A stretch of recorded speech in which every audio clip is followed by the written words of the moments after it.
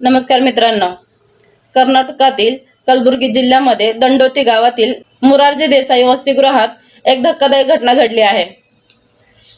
रात्रीचं जेवण केल्यानंतर 15हून अधिक विद्यार्थ्यांची अचानक प्रकृती बिघडली।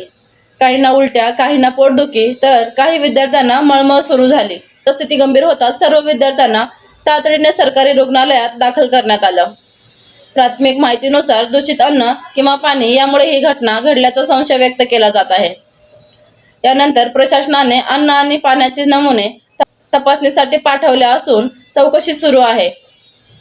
पण एक प्रश्न प्रत्येक पालकांच्या मनात आहे, शाळा आणि वसतिगृहात मुलांना सुरक्षित अन्न मिळणं हा त्यांचा हक्क नाहीये का? माझी प्रशासनाला नम्र विनंती आहे, या प्रकरणाची निष्पक्ष चौकशी करून दोषींवर कठोर कारवाई करावी। तसेच राज्यातील सर्व वसतिगृहांमध्ये अन्नाची गुणवत्ता आणि स्वच्छतेची नियमित तपासणी केली जावी। कारण विद्यार्थ्यांचं शिक्षण तर महत्त्वाचं आहेच, पण त्याहून जास्त महत्त्वाचं त्यांचा जीव आहे। हे मुलं लवकर बरे होण्यासाठी प्रार्थना करूया आणि अशी घटना पुन्हा कधीच घडू नये हीच अपेक्षा। धन्यवाद।